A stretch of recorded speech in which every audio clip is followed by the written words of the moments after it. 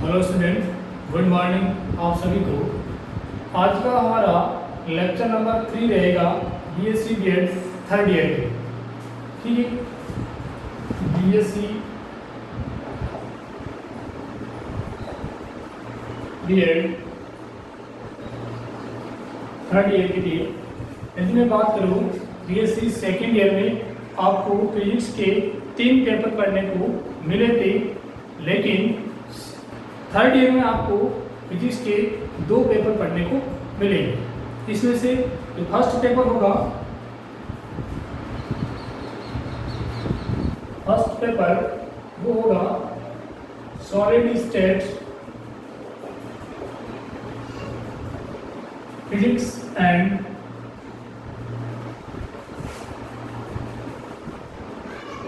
Electronics का, और paper second होगा क्वांटम मैकेनिक्स एंड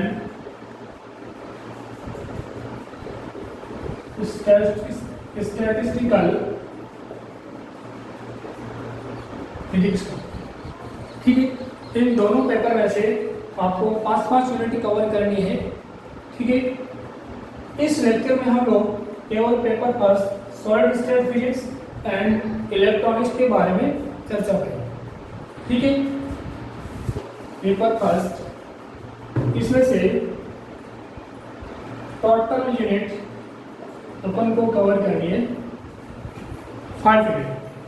ठीक है, अब ये 5 मिनट 2 पार्ट में डिवाइड कर रखिए।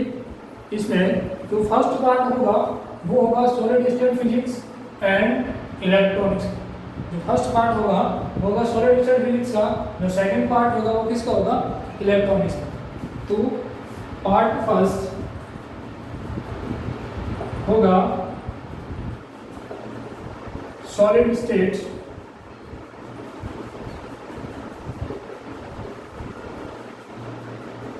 फिजिक्स का। इसमें से यूनिट आएगी फर्स्ट, इसमें से कौन कौन से टॉपिक कवर करने हैं, तो आएगा स्ट्रक्चर, दूसरा आएगा बॉन्डिंग, और तीसरा टॉपिक आएगा मैग्नेटिज्म। ठीक है, और यूनिट नंबर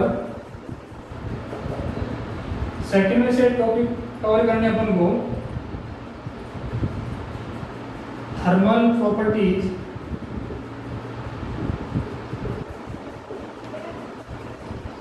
दूसरा टॉपिक आएगा बैंड स्ट्रक्चर, और तीसरा टॉपिक आएगा motion of electron, motion of electrons. ठीक है, ये तो हो गया पार्ट फर्स्ट। ये यूनिट नंबर फर्स्ट और सेकंड किसमें से कवर होगी, part first solid state physics में से। और जो पार्ट सेकंड आएगा वो आएगा इलेक्ट्रॉनिक्स का। पार्ट सेकंड वो आएगा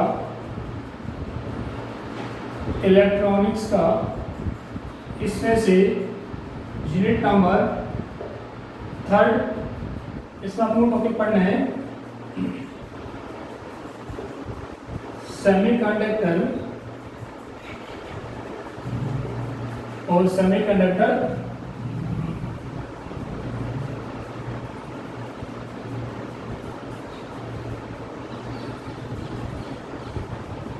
डिवाइसेस। ठीक है, और एक टॉपिक आएगा एडवांस मटेरियल,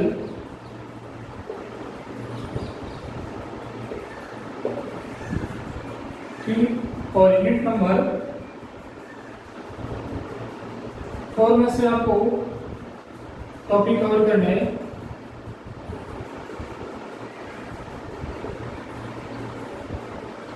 पावर सप्लाई, और अगला टॉपिक आएगा वो आएगा FET, जिसकी फुल फॉर्म क्या होती है, फील्ड इफेक्ट ट्रांजिस्टर, और यूनिट नंबर 5 में से टॉपिक कवर करना है हमको small signal amplifiers, small signal amplifiers. ठीक है, आज के इस लेक्चर में हम लोग डायरेक्ट स्टार्ट कर रहे हैं पार्ट सेकंड इलेक्ट्रॉनिक्स का। इसमें सबसे पहले यूनिट अपन स्टार्ट करेंगे यूनिट नंबर 3 सेमीकंडक्टर। ठीक है, तो चलिए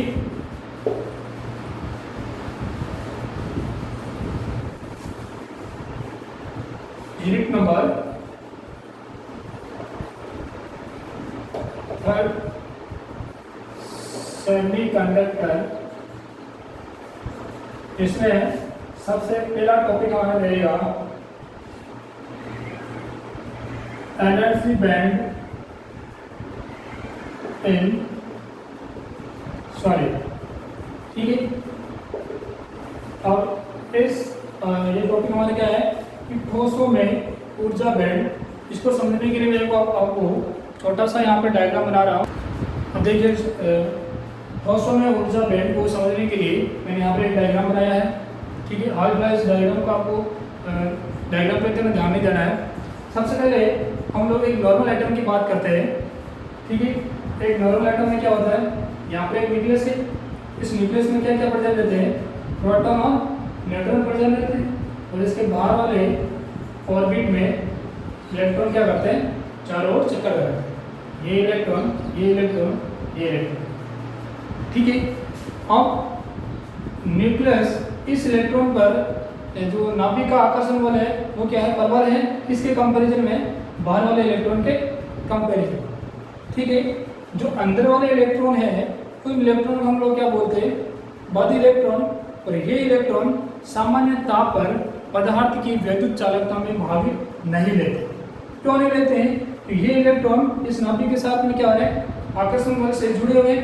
ठीक है, और लेकिन ये जो बाहर वाले इलेक्ट्रॉन है इन इलेक्ट्रॉन के ऊपर जो नाभिक का आकर्षण बल है उनका प्रभाव क्या है, बहुत कम है। ठीक है, इसकी वजह से इन इलेक्ट्रॉन को हम लोग, बाहर वाले ऑर्बिट में जो इलेक्ट्रॉन है उन इलेक्ट्रॉन को हम लोग बोलते हैं संयोजी इलेक्ट्रॉन। ठीक है, अब हम नॉर्मल एटम में कंडक्शन बैंड क्या होता है, ये कहाँ होता है, और वैलेंस बैंड क्या होता है, ये कहाँ होता है, इनको समझने के लिए मैंने आपको एक छोटा सा एग्जांपल दिया है। एग्जांपल किसका है, जर्मेनियम का, जिसका एटॉमिक नंबर क्या होता है 32 है, और इसका इलेक्ट्रॉनिक कॉन्फ़िगरेशन ये लिखा है। ठीक है, ये इलेक्ट्रॉनिक कॉन्फ़िगरेशन मैंने कैसे बनाया है, इनको अभी मैं वीडियो के इस लेक्चर के सबसे लास्ट में आपको ये इलेक्ट्रॉन बनाना भी सिखाऊंगा कि इलेक्ट्रॉन की जो बनाने की ट्रिक है वो क्या है, या ट्रिक हालांकि आप लोगों को मैंने सेकेंड ईयर में आपको ज़रूर बताई है, लेकिन फिर भी आप भूल गए हैं तो एक बार मैं वापस इस लेक्चर में आपको रिपीट करके बता दूंगा। ठीक है, और इसको साइड में लिख भी लेना कि हर एक कंपटीशन एग्जाम में इसका क्वेश्चन जरूर रहता है। ठीक है, ये शायद आपने इलेक्ट्रॉनिक्स में जरूर पढ़ा होगा। ठीक है, अब जो स्टार्टिंग में मैंने ये जर्मेनियम का क्या है, स्थितिज ऊर्जा कर्व है। ठीक है, अर्थात पोटेंशियल एनर्जी कर्व है। ठीक है, जो स्टार्टिंग जो पहली कक्षा है, सेकंड, ये थर्ड, ये फोर्थ, ये अलग अलग इसकी क्या है कक्षाएं हैं। जो स्टार्टिंग की 3 कक्षाएं हैं वो पावली के अपवर्तन नियम के अनुसार पूर्णतः भरी हुई है, और इन इलेक्ट्रॉन को हम लोग क्या बोलते हैं, बद्ध इलेक्ट्रॉन। और ये इलेक्ट्रॉन सामान्य ताप पर पदार्थ की विद्युत चालकता में भाग नहीं लेते। ठीक है, क्यों नहीं लेते हैं, कि ये इलेक्ट्रॉन नाभिक के साथ में आकर्षण बल से प्रबल जुड़े हुए थे, अर्थात इन इलेक्ट्रॉन के ऊपर नाभिक का आकर्षण बल अधिक प्रभावी है। ठीक है, अब यदि हम लोग 4 नंबर वाली कक्षा है इसकी बात करें तो देखिए, इन एनर्जी लेवल में जो इलेक्ट्रॉन प्रेजेंट रहते हैं इन इलेक्ट्रॉन को हम लोग क्या बोलते हैं, संयोजी इलेक्ट्रॉन। और इस ऊर्जा स्तर को हम लोग क्या बोलते हैं, संयोजी ऊर्जा स्तर या फिर वैलेंस बैंड। ठीक है, और इस वैलेंस बैंड के ऊपर अधिकतम ऊर्जा स्तर का एनर्जी लेवल जो अनुत्तेजित अवस्था में अनुत्तेजित अवस्था में पूर्णतः खाली रहता है। इस एनर्जी लेवल को हम लोग बोलते हैं कंडक्शन बैंड, ठीक है। और कंडक्शन बैंड और वैलेंस बैंड के बीच में जो एनर्जी गैप होता है उस एनर्जी गैप को हम लोग बोलते हैं फॉरबिडन एनर्जी गैप। और इस फॉरबिडन एनर्जी गैप के बीच में कोई एनर्जी लेवल प्रेजेंट नहीं रहता, ठीक है। यदि इसको डायग्राम बनाऊं मैं कंडक्शन बैंड और वैलेंस बैंड का, तो देखिए कुछ इस प्रकार से बनेगा। ये क्या आ गया इसका कंडक्शन बैंड, ये इसका क्या आ गया वैलेंस बैंड, ठीक है। ये तो क्या आएगा नॉर्मल टेम्परेचर पे पूर्णतः रिक्त रहेगा और ये इलेक्ट्रॉन, ये बैंड क्या रहेगा इलेक्ट्रॉन से भरा हुआ रहेगा। इसे हम बोलते हैं कंडक्शन बैंड, इसे हम बोलते हैं वैलेंस बैंड। और इन दोनों के बीच में जो एनर्जी गैप होगा इसे हम बोलते हैं फॉरबिडन एनर्जी गैप, वर्जित ऊर्जा अंतराल। और इस फॉरबिडन एनर्जी गैप के बीच में कोई एनर्जी लेवल प्रेजेंट नहीं रहते, ठीक है। अगला टॉपिक हम लोग स्टार्ट करते हैं कि विद्युत चालकता के आधार पर ठोसों का वर्गीकरण। विद्युत चालकता के आधार पर ठोसों का वर्गीकरण। Classification of the solid on the basis of electrical conductivity, ठीक है। अब इसमें सबसे पहले हम लोग चलेंगे इंसुलेटर, बात करेंगे इंसुलेटर की, जिसे हम बोलते हैं कुचालक, ठीक है। यदि इनका बैंड स्ट्रक्चर बनाए तो हमारा कुछ इस प्रकार से बनेगा।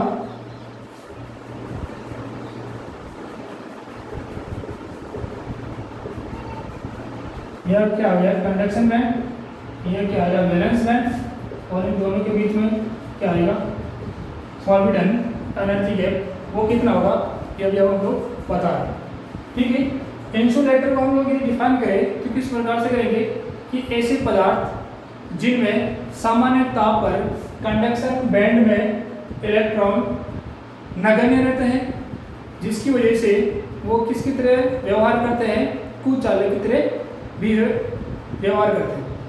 किस टेम्परेचर पे एक नॉर्मल टेम्परेचर, ठीक है। और इन दोनों के जो कंडक्शन बैंड है और वैलेंस बैंड, इन दोनों बैंड के बीच में जो फॉरबिडन एनर्जी गैप होगा वो 5 इलेक्ट्रॉन वोल्ट से भी ज़्यादा होता है। इसकी वजह से वैलेंस बैंड में प्रेजेंट इलेक्ट्रॉन वो कहाँ जंप नहीं कर पाएंगे कंडक्शन बैंड में। इसकी वजह से वो नॉर्मल टेम्परेचर पर एक कुचालक की तरह व्यवहार करते हैं, ठीक है। तो कुचालक में तो फॉरबिडन एनर्जी गैप आएगा डेल्टा Eg, इसका मान क्या आएगा 5 इलेक्ट्रॉन वोल्ट से भी ज़्यादा आता है, ठीक है। एग्जाम्पल यदि हम हीरे की भी बात करें तो हमारे इसका जो डेल्टा Eg का मान आता है वो आता है 7 इलेक्ट्रॉन वोल्ट के बराबर, ठीक है। हीरे क्या है कुचालक है, इसलिए इसका फॉरबिडन एनर्जी गैप कितना आएगा डेल्टा Eg। ये Eg इतना अधिक है जिसकी वजह से ये इलेक्ट्रॉन यहाँ जंप नहीं कर पाते, ठीक है। तो ये और ये किसकी तरह बिहेवियर करेंगे एक कुचालक की तरह। और सेकंड हमारा इसका टाइप आएगा डायग्राम, एक बार मैं इसको मिटा देता हूँ। आएगा चालक, जिसे हम लोग बोलते हैं कंडक्टर, ठीक है। कंडक्टर में क्या होता है कि इसके जो वैलेंस बैंड है और कंडक्शन बैंड है, इन दोनों बैंड के बीच में जो फॉरबिडन एनर्जी गैप होगा वो 0 के बराबर होता है। इसकी वजह से ये दोनों बैंड वैलेंस बैंड और कंडक्शन बैंड एक दूसरे को क्या करते हैं ओवरलैप करते हैं। इसकी वजह से जो वैलेंस बैंड में जो इलेक्ट्रॉन प्रेजेंट रहते हैं वो कहाँ जंप कर जाएंगे कंडक्शन बैंड से कंडक्शन बैंड में। इसलिए ये नॉर्मल टेम्परेचर भी किसकी तरह बिहेव करता है, एक चालक की तरह बिहेव करता है। यदि मैंने टेम्परेचर बहुत ज़्यादा बढ़ा दिया तो कंडक्टर साथ में क्या घटनाएं हो सकती है, ठीक है। जैसे मैं यहाँ पर टेम्परेचर बढ़ाऊंगा, यहाँ पर जो फॉर्मूला एनर्जी गैप आएगा वो क्या आएगा, delta E G is equals to 0 के बराबर। अपन बात कर रहे थे यदि यहाँ पर टेम्परेचर मैंने बहुत ज़्यादा बढ़ा दिया तो चालक के साथ में क्या घटना हो सकती है। यदि मैं टेम्परेचर बढ़ाऊंगा तो क्या होगा, यहाँ पर फ्री इलेक्ट्रॉन और जो एटम के अंदर जो लैटिस है, ठीक है, जिस सॉलिड मटेरियल के अंदर जो लैटिस है उस लैटिस के एटम के साथ में क्या करेगा, कोलिजन की फ्रीक्वेंसी बढ़ेगी। यदि कोलिजन की फ्रीक्वेंसी बढ़ेगी तो यहाँ पर क्या बढ़ेगा, रेजिस्टिविटी बढ़ेगी, और रेजिस्टिविटी बढ़ेगी तो यहाँ पर इसका जो कंडक्टिविटी होगी वो क्या होगी, घटेगी, ठीक है। अब हमारा अगला टॉपिक आएगा सेमीकंडक्टर।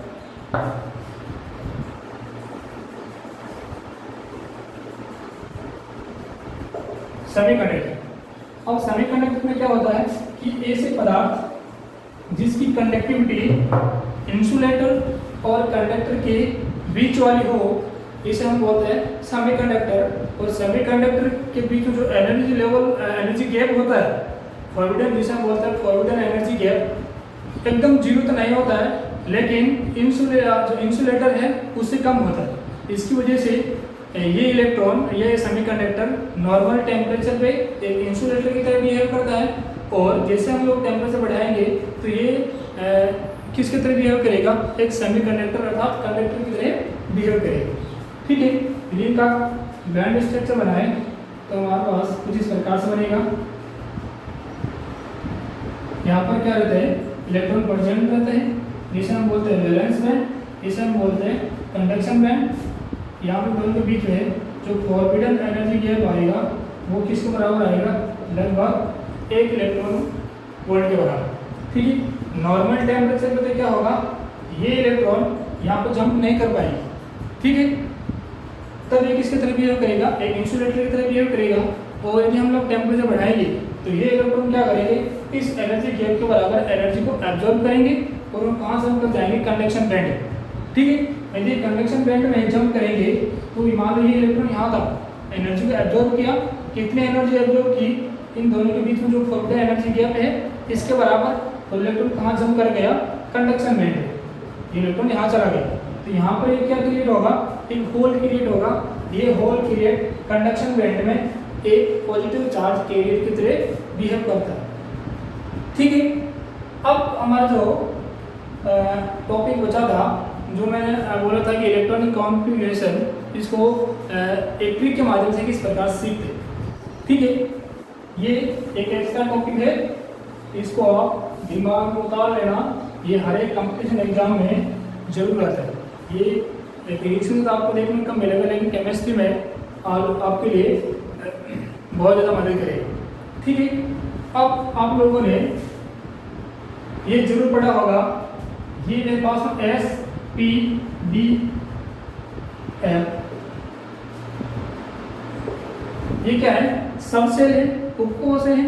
अब इलेक्ट्रॉनिक कॉन्फ़िगरेशन आप लोगों ने 11th क्लास में ऐसा पढ़ा होगा, इस प्रकार से आएगा, ठीक है।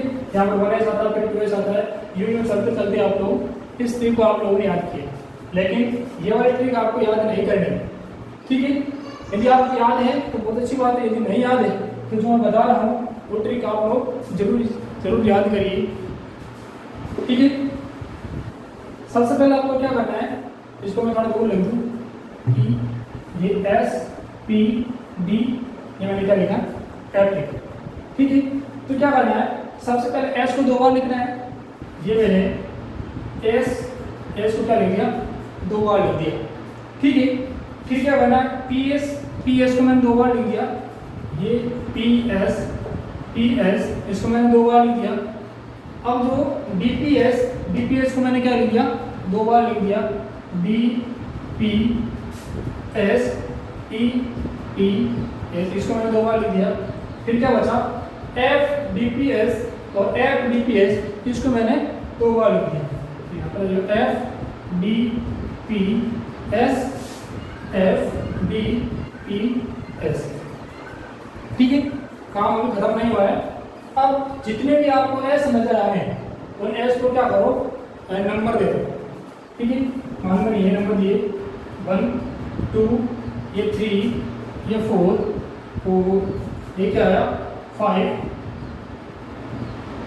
और ये 6 ये क्या आ गया 7 ये क्या आ गया 8 आ गया, ठीक है। अब जितने अब सबसे लास्ट स्टार्ट करना है, जो मैंने यहाँ पर 8 लिखा है उससे एक कम करना है, जो अभी वाला संख्या आ रही है उससे आपको एक कम करना है। तो यहाँ पर 8 आ रहा है तो यहाँ पर कितना आएगा 7, यहाँ पर 7 आएगा तो यहाँ पर क्या आएगा 6, तो यहाँ पर क्या आएगा 5 आएगा। यहाँ पर वापस क्या मिल गया आपको